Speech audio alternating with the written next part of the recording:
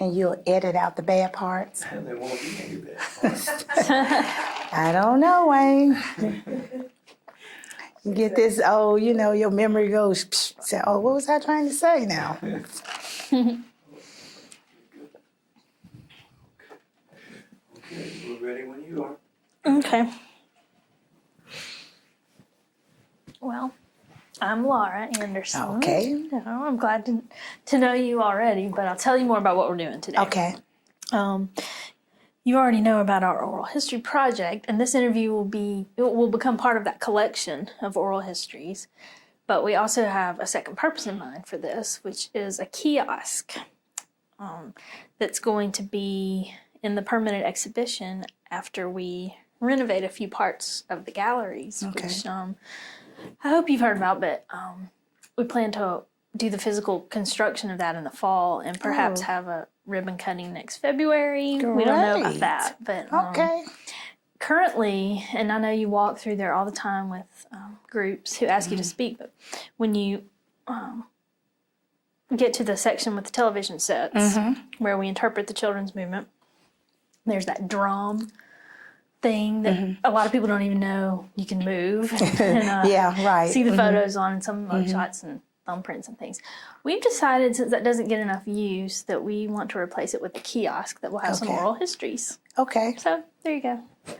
That's the idea, and we just want to get your story about your involvement in the children's movement on tape again in a different format for use on that kiosk, and then researchers will be able to use this forevermore if they want to reference your story. So that's what we're doing this morning. So, again, even though we know you well and you're a friend of the Institute, if you can just give me your full name and date of birth and where you were born, and just start talking from there for me, and I'll help you along. I'm Janice Wesley Kelsey.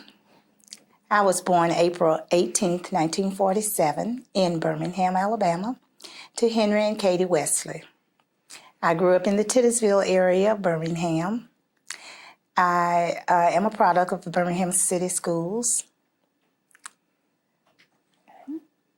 Well, what was life like growing up in Titusville, and what did your parents do for a living? My father was a laborer with Tennessee Coal and Iron. My mother worked part-time as an insurance agent for a while. For a while, she worked at Woodlawn High School in the cafeteria. But during most of our growing up years, she was an at-home mom. Well, then how did cute little Janice get involved in a children's movement? Oh, I got involved. And what was the children's movement? Well, my initial interest in civil rights and becoming a part of that really didn't have anything to do with civil rights. I had a friend whose mother and daughter were in the mass choir. Mass meetings would be held on Monday nights, and she would come to school on Tuesdays and talk about the mass meetings.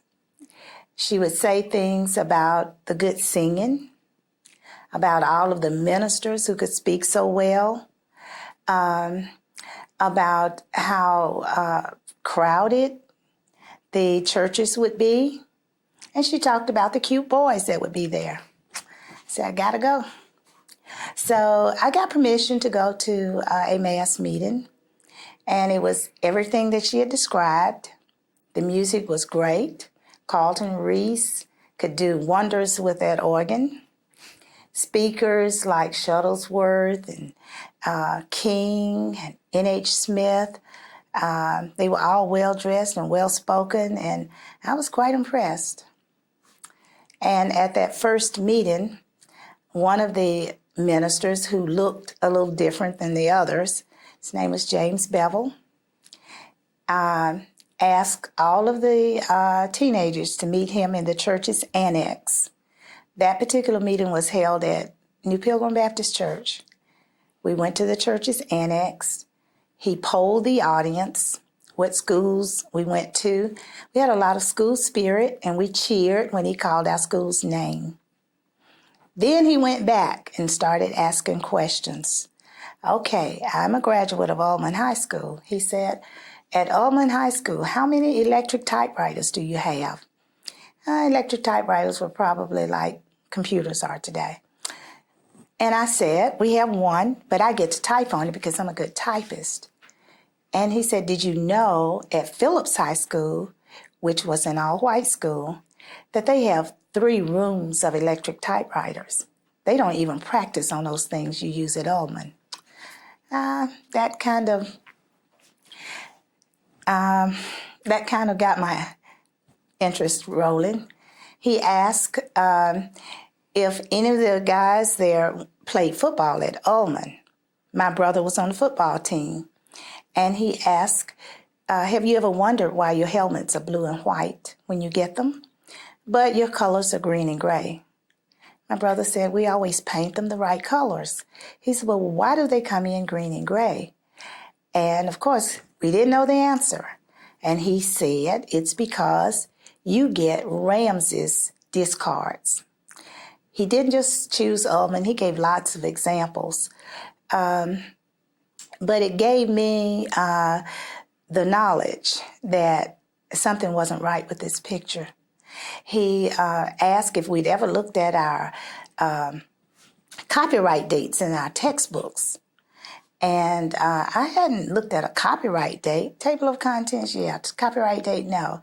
He said, check that out. Your books are outdated. The more he said, the more I knew that I'm being mistreated, and I didn't even know it. So he said, now, if you want to do something about it, you can. Your parents really can't, because if they get in trouble, if they go and participate, go to jail, they're going to lose their jobs. There's no one to take care of you. But you don't have a lot to lose. After all, you're getting a second-class education. I bought into it, and that's why I became a part of the civil rights movement. So what happened then? Okay. Well, May 2nd, 1963. That was what we were calling D-Day. And we were saying, that's D-Day, we're going to go and get our freedom. I had attended several meetings after that initial one. We had learned freedom songs. We had been instructed that if you could not remain nonviolent, you could not participate in this movement. So on D-Day, it was on a Thursday, I got up and I was just welled up with excitement, thinking about what was going to happen.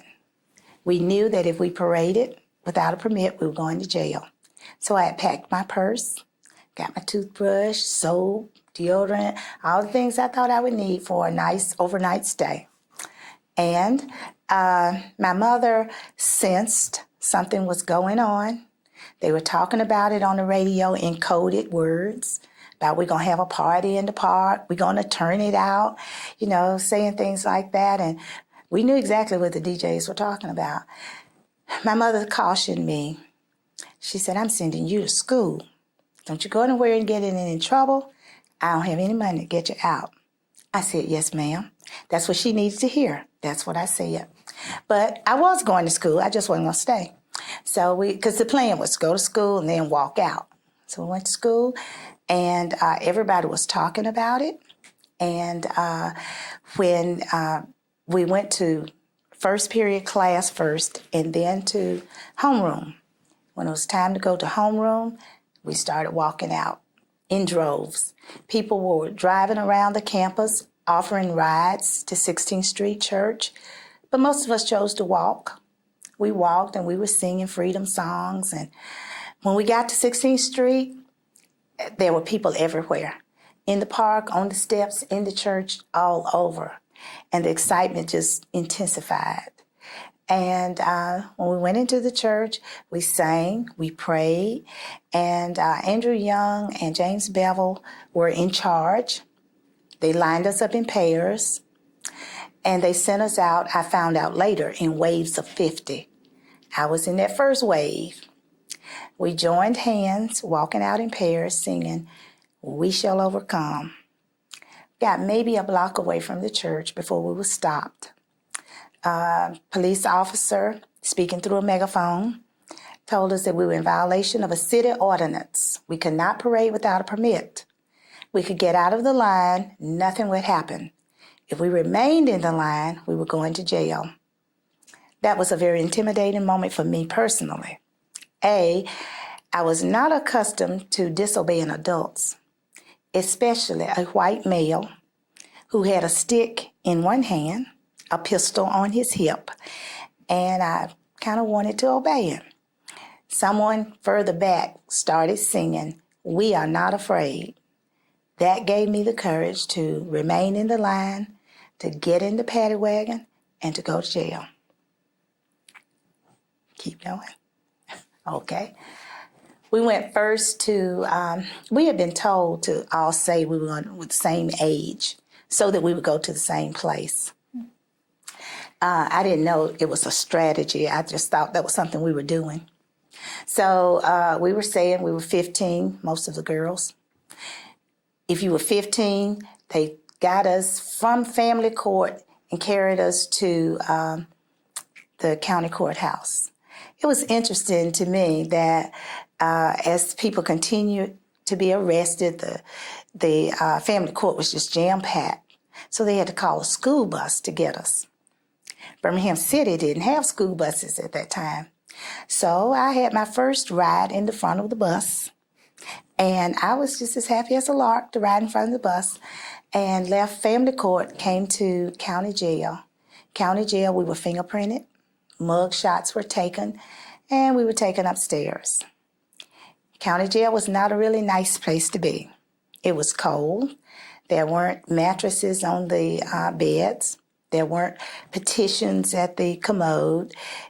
And there were people everywhere. We sat around on the floor and on each other and kind of sang and prayed. I spent one night at county jail. The next morning, school buses came again, carried us to Fair Park Arena. Now again, I was excited because black folk did not go to Fair Park. It was Kittyland Park. We could go only on Saturday nights after the fair. My parents never let us go. So going to Kittyland Park I thought was going to be exciting. Well, we didn't go to the Ferris wheel and all the amusement park. Went in the back. It was a building that was set up like a 4-H dormitory. There were some beds that had mattresses and linen. I got one of those. And we had lockers and nice restrooms. The floor was tiled. And so it was a much nicer place than county jail. And we sat around there and talked and sang, and I knew a lot of people who were there. And so I didn't feel in any way uncomfortable or anxious.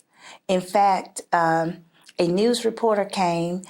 Rumors were floating about what was going on in the jails with the kids. And he asked me, how did I feel about being there? And there was a commercial on TV at the time about carnation milk. And the commercial said, carnation cows are contented. So when he asked me, how did I feel about being in jail? I told him I was as contented as a carnation cow. He snapped my picture, and I've seen that in several publications. So how long did you stay out there? I got out on Sunday. So from Thursday? Thursday to Sunday. Okay. There were announcements apparently made in churches that parents could come and sign their children out. They did not have to pay, and there would be no penalty and that kind of thing. So my parents did come and get me out. Of course, we were all expelled from school. But Reverend Calvin Woods also had a daughter who was in that group who had been expelled. And he carried the Birmingham Board of Education to court. And they ruled, the circuit court in Atlanta, I think it was, ruled that we had to be reinstated. And we were. So the only consequence, I think, was that they never cleared our arrest records as they said they would. That never hampered me from anything, though. Yeah, I was going to say, how important is that to you right now? Not a bit. Not a bit. I had no idea then that what we were doing would be historic in any way or of any interest to anybody. I thought it was just such a minute role. And in fact, I didn't think it bothered anybody anywhere until September 15th. And that was a really devastating time. The girls who were killed in that bombing, I knew I had a connection with at least 3 of them. Denise McNair, her father, used to be our milkman. Carol Robinson, her father, used to be my band teacher. And Cynthia Wesley and I had become friends when she was adopted by Gertrude Wesley. And because I have such a large family, everybody at Ullman High School with that last name, Wesley, was my sibling, except Cynthia. But people thought we were sisters. And so I think she was the first young person that I knew who died, let alone had been killed. And so I found that to be a very, very devastating thing. And I thought so unfair because they had not demonstrated. They were in Sunday school, and I just didn't know it would bother someone to the extent that they would do something like that. It's probably difficult to answer the question without the church bombing in your mind, but Can you just talk a little more about your family's feelings about what you were doing and also teachers? My family's feeling, I think my mother and father were afraid for me, for my safety.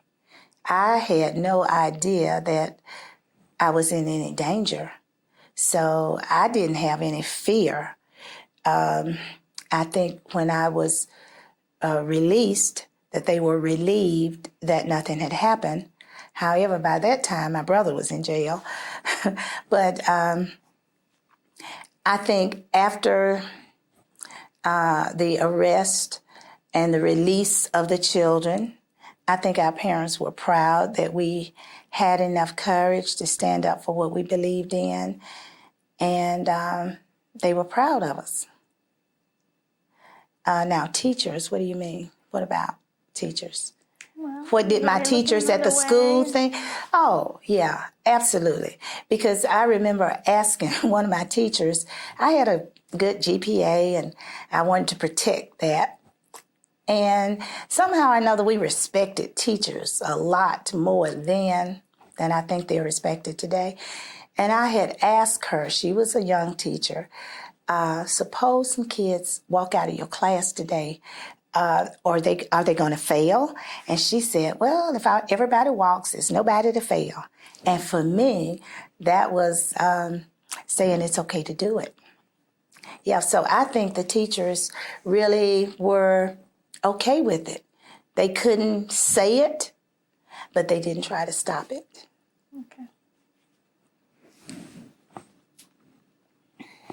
You've spoken to so many of the important things already. The role of music. You've touched on that. Yeah. Do you want to say more about? Well, I will say that the music was, at my church, we, of course, had a choir and they had robes, but the music didn't sound the same. Carlton Reese had a different spin on the music or a different beat.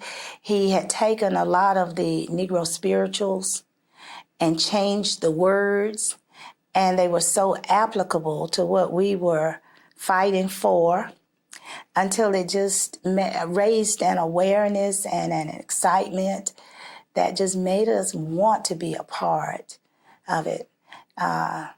Before I be a slave, I'll be buried in my grave. I woke up this morning with my mind stayed on freedom. Those things just, that really said how I felt. And I think the music was very important. It was a great communication tool. And it was something that was just shared, I think. Everybody could feel it. I loved your honesty up front about how you got to the first mass meeting you went to, Yeah. to begin with. And that makes me wonder about a question I always ask people who got involved by any means, which is how aware were you or not aware? You're about the same age as my mother, a white Southerner who was not aware of anything that was going on. But how aware were you of things that other young people were doing around the South? I was not aware. I was not aware. In my community, I really did not encounter people of a different race, except there was a grocery store in our neighborhood that was run by two white men. My father knew them. He called them by their first names. I called them Mr. Pete, Mr. Joe, because I called everybody Mr. So I didn't know that things were different on the other side of town. I think my parents protected us from the kinds of injustices that they had endured. Riding on the back of the bus, I knew I rode in the back of the bus, but I'd always ridden in the back of the bus, and it didn't bother me. I didn't think beyond what was going on in my world. In my world, all was well. So I didn't, and the Birmingham News may have been reporting some information, but I wasn't really reading the Birmingham News. I was reading Dear Abby. And if I had to do a current events, I'd cut something out of the front page or something like that. But I was totally oblivious to what was going on elsewhere. So when sit-ins were happening, those were older people. Those were college. Those were college kids, and I had family members who were in college who participated in things like that. But at our house at dinner, we weren't talking about civil rights and sit-ins and beatings and things like that. My parents may have been discussing those things, but the kids weren't a part of those discussions in my house. So I found out a lot of things after the demonstrations, some things that my parents had endured that I was just totally unaware of. Well, tell me again how old you were during the 63 event and then how it impacted your life. When I went to the first meeting, it was before my birthday, and I was 16. Mm-hmm. And how did it impact what? The rest of your life? Well, it certainly made me more interested in what was going on around me, and not just in my immediate environment, but it made me read more, pay attention more. In fact, I think it probably made me more sensitive to, in so many areas, and how I'm treated as compared to how someone else might be treated. It made me stand up and speak up for myself and how I felt about things. It made me instill that in my children, that no matter who it is you're going against, one is no better than you. I never felt that anybody was better than me anyway, but I just never had any thoughts about there was something wrong, because I never had to compare myself with somebody else. And when it was brought to me, I had some thoughts and feelings about that. I hear that a lot about Titusville. You've heard a lot about Titusville? No, I've heard that a lot about Titusville. Mm-hmm. Yeah, okay. That worldview is kind of prominent in Titusville. Yeah, okay, yeah. Makes it sound like a nice place to grow up. Absolutely. I mean, before integration, middle-class blacks and lower middle-class blacks, everybody lived in the same neighborhoods, went to the same churches, and so there wasn't such a marked difference economically. And so we had lots of role models around, and it was a safe environment. We used to call people nosy Nellies. because if they saw you doing something, they could correct you and then tell your parents, and nothing was going to happen to them. Something might happen to you for doing it. It was really, you hear about it takes a village to raise a child. We really had that village kind of atmosphere because we knew everybody on the block. They knew all of us. They knew our parents. And we had close relatives who lived within walking distance of where we lived. And so it really was a great place to grow up. Well, given all that, how did you feel about people you knew who did not take part? I understood because we were told, it was widely known that if employers found out that the children of their employees were involved, that they could lose their jobs. And one of my very good friends who worked for a white family, she was a domestic worker, her mother was, and the father, I think, may have been the chauffeur. And, they were straight upset. If we find out that one of your children is involved, you don't have a job with us anymore. So I understood why some people had to go to school. And that really didn't bother me. Probably if my mother had known that's what I was going to do, she may have made me stay at home. She may have been too afraid to let me out. Because our parents were protective. And so I didn't have any bad feelings about people who did not. Because I really didn't view this as a really big thing. This was something I felt that somebody mistreated me, and I can go down here and demonstrate and let folk know I didn't like it. But I had no idea that it would have a global effect and that years later somebody would want to know what I thought or how I felt about it. So I certainly didn't have any feelings about somebody who didn't go. And yet it sounds to me like you kind of protected your parents in the same way that they were protecting you. Yeah, because I didn't want them to know and be worried. Yeah. So when, at what point in life did it sink in for you that the whole world had been watching and wanted to hear now? Okay. When I first was aware that someone wanted to know what I did, there was a teacher at Hayes High School. Her name was Lily Mae Fincher. She taught history. And she and my sister were friends. They worked at the same school, taught at the same school. And she asked me if I would come over and talk to her class about my participation in the civil rights movement. And I was totally shocked. She had a book that had that picture in it with me sitting on the floor at Fair Park Arena. I had never seen that picture. I remember exactly when it was taken and what I had said, but I hadn't seen the picture. She had a book with the picture in it, and she asked me to talk to her class about it, and I did. And it was several little amusing things that happened during that time. I had taken my sister's leather jacket because they told us it might be cold in jail, so bring a sweater or a wrap. Well, it was May, so it was hot in Birmingham, but I took my sister's leather jacket anyway.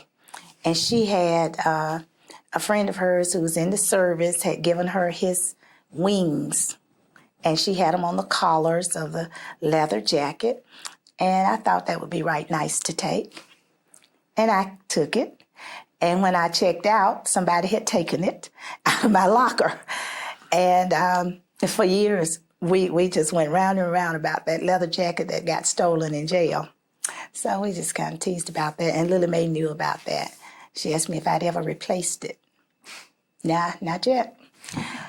But that was the first time I had talked about civil rights to anybody out loud, I didn't think anybody would want to know me and what I did. I would want to know what King said and did, what Shuttlesworth said and did, and Woods and guys like that. But I thought my role was so minor. why would somebody want to know that? And when was that?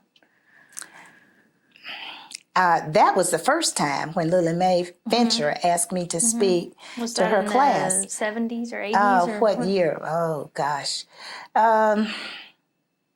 It may have been in the 80s. Yeah. So all those years you were doing what? Well, I went to school, went to Miles College, graduated. Went to UAB, graduated twice. Got married, had children. You know, I went on with life. I'll tell you another thing that brought some of that back to me. When I started teaching in 1968, I first taught at Hudson Elementary. Hudson was a very large, all-black elementary school. I had 7th and 8th grade, and I had 12 classes that alternated on the days that they came. Monday, Wednesday, Friday, some of them, Tuesday, Thursday, some of them. And they were very large classes, 39, 40, 41 kids. But that didn't bother me because teaching is what I'd always wanted to do. So I graduated from college. I had a teaching position. I was happy. The next year, 1969, the Birmingham board was required to put a certain percentage of black teachers into white schools and white teachers into black schools. And I was sent to McElwain. I had 4 classes. I had no more than 25, 26 in any class. They came to me in the mornings for instruction and in the afternoon for enrichment. I had microscopes. I had test tubes. I had a lab. At Hudson, I used to go to Miles to get things to demonstrate, to show them a test tube, to show them a microscope. It was a different world. At Hudson, during my lunch time, I sat in the halls to make sure children weren't in the halls during my lunch period. At McElwain, there was a teacher's table. We had coffee and toast and little special goodies. And I had a prep period where I could sit in the lounge and do my plans or visit with other teachers. It was a world of difference. And that kind of made me a little angry that, you know, here I'm thinking this is what school needs to be and looks like when I went to Hudson. And when I went to McElwain in the same school system, it was like night and day. Before I went to Hudson in 68, the summer of 68, I took a class at UAB. UAB was just an extension center then. And I was completing my teacher certification. And we took a tour of Phillips High School. I was really physically ill when I walked into Phillips to see the difference in what theirs looked like. And I remembered very clearly what Ullman looked like. I saw all of this art and marble, and it just looked like a whole nother world compared to where I come from. And I thought, wow, I saw their commercial art classes. We had art, but it wasn't commercial art. Our vocational classes were like cosmetology and woodwork. Their classes were far more advanced in the vocational areas than what we had been exposed to. So I got a first-hand look at how different things were. And yes, it made me angry and it hurt to know that all this time this has been going on and I didn't even know it. And it made you think about what you had marched. Oh, yes, it made me realize the importance of what I had participated in. And it made me respect even more the efforts that the leaders had put forth to change that, because it took a lot of courage on their part. Shuttlesworth, King, Woods, those guys had to endure some things in order to get to the point where I could participate and help make some changes. Well, I want to give you an opportunity to pick anything you want to say, but first I have one more question. Okay. About those guys, as you called them, those men of courage. Were you aware at the time? I know you were going to the mass meetings. When Bevel was pulling young people into the annex, first question is, did that happen at the same time that mass meetings were happening with the adults? And secondly, were you aware of how those guys felt about the children's march? No, I was not aware of how they felt about the Children's March until later when I read some things.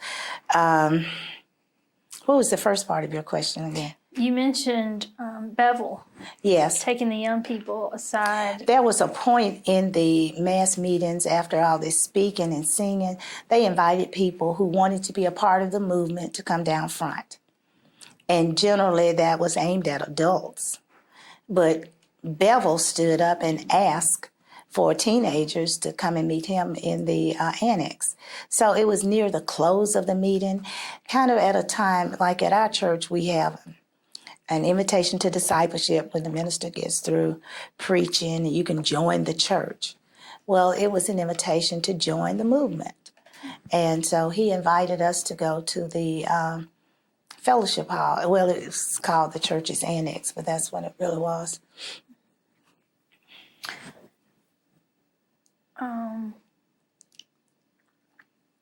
So I think you answered it, but not even just the leaders, but the community as a whole. In the midst of all this excitement and build up to a children's march or a youth component to all this, what was the feeling in the air in the community? Well, the people that I was talking to were youth, and we were excited about the opportunity to get together and do something. I was not discussing what I was going to do with adults, so I don't know what they were thinking or feeling. But it was like we had this thing going on, and we all knew what the thing was, but we weren't telling anybody who might try to stop us. So, there wasn't any discussion there. I would hear in church from the minister certain announcements, not about children, but about the movement. Things were said. But before I became involved, I didn't think that affected me. So I didn't try to pay attention to that, I didn't really get interested until some things were pointed out to me. And then I had an interest for life. Yeah. One other little note that I share, my mother for a period worked at Woodlawn High School in the cafeteria. And it was during the period, probably late 50s, a black student was trying to enroll at Woodlawn High School. And they hung a black effigy out the library window. And my mother took her apron off and walked home from Woodlawn High School to Titusville because she was so angry that they would make that kind of mockery out of what was going on. Years later, probably 97, my brother became the first African-American principal at Woodlawn High School. So I was glad my mom lived long enough to know that and to see that. But just a little of my history. That's a great story. Are any other stories popping to mind About, I guess, it's hard for me to stay focused. Okay. Thinking about this kiosk that we're going to have. Any stories about the experience of being arrested or demonstrating? Nothing in particular. I remember being, as I say, intimidated by that police officer, although I was not hit.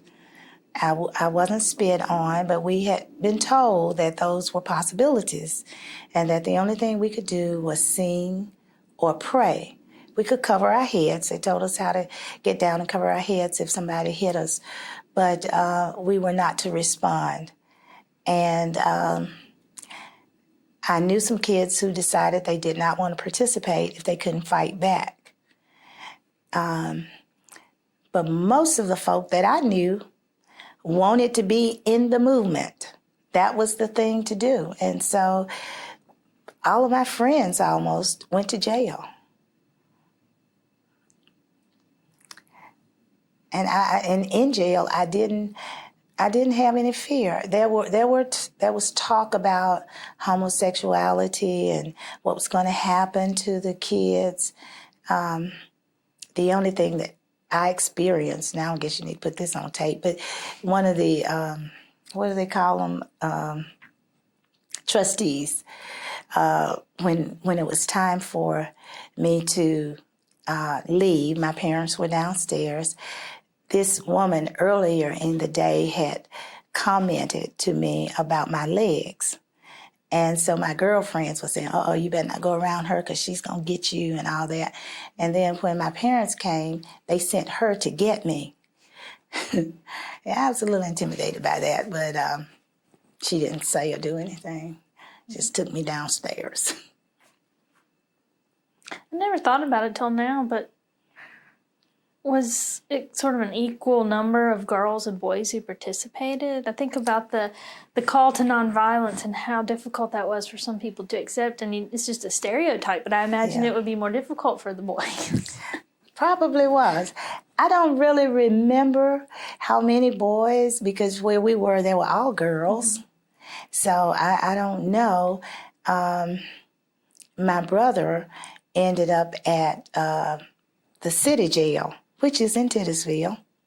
And when he was arrested, it was raining that day. I remember them talking about having to stand out in the yard, the fenced-in yard of the jail.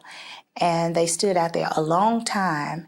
And some of the women in the community made sandwiches and threw them over the fence to feed the kids. But I don't remember any reference to how many there were. I knew there were a lot of them. Yeah, I don't know if anyone knows how many of y'all were arrested, how many young people participated that day. I get a call, you know, once a year at least. Exactly how many students were arrested? And I'm like, I don't think anyone knows. I read somewhere that on that first day that there were 2,000 kids arrested, but I don't really know. Mm-hmm. I think it would take a real researcher to figure that out. Yeah. Somebody might do it one day. Yeah, but I never thought about boys, girls. I mean, you just really honored us by coming and doing this on tape. Thank you. So anything else you would like to say? We don't have to cut it off. Well, I don't know. If it's something else you can think of, or one of you? Yeah. Thinking back to the days of demonstrations, some folks, like the incident you just related, some folks must have had some horror stories to talk Of course, yeah. What do you remember about some of the negative things that happened to other students who were arrested? Well, I heard that some kids were released in the middle of the night without parent notification, and they had to walk home. And so some of the ministers who were providing like protection, driving around, that they were picking kids up, carrying them home. I heard about kids who were hosed and skin broken, hair seared off their head, blouses torn, being pushed down the sidewalk with the force of the water. heard about kids being bitten by German Shepherd dogs and having to go to the hospital for treatment. So I did not personally experience those things, but certainly I did hear a lot of talk about people who did.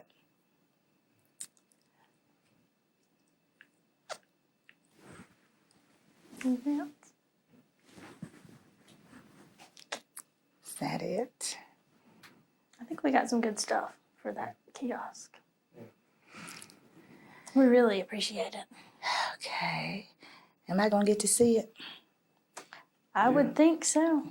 before it goes on the kiosk? I'd like to Oh, see. before. You look good. Yeah, you look great. Do I? You must have Oh. known the whole backdrop and everything before you came, because you go. Oh, yeah, look, I matched up.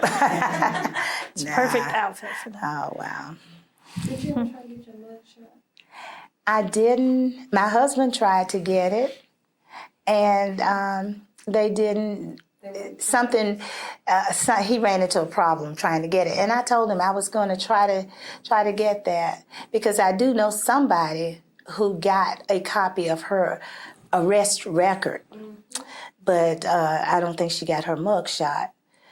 But I would really like to have that. Yeah, you should be able to get it too. Yeah. And we tried to get it, but they denied us getting anything on privacy grounds.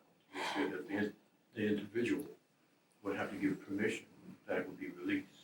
Well, I'm going to try to do it because apparently that's the kind of thing they told him, and he took the marriage license and everything to say, and they wouldn't do it. Get your own. Yeah, Produce a copy. If they know where Yeah. it is.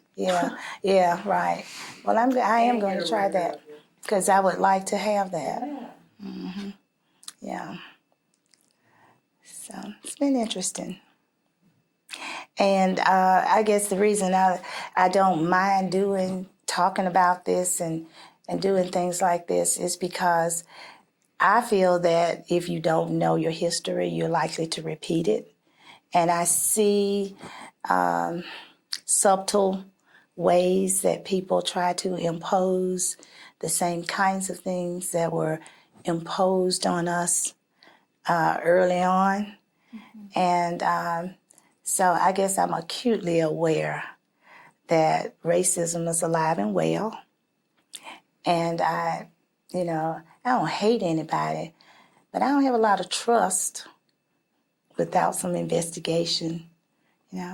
Sometimes I think I make my husband uncomfortable when we go to restaurants because I see I can be seated before another party, and sometimes they will want to serve the other party before serving me, and I'm quick to raise a ruckus or to get my purse and get out of there, and or ask for a manager.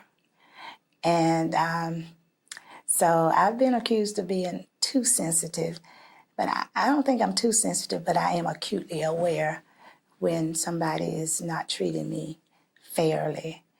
And I think I know now when we participated, it wasn't for special rights. It was for equal rights, just a level playing field. And that was not what was provided. And that's what I've tried to instill in my children.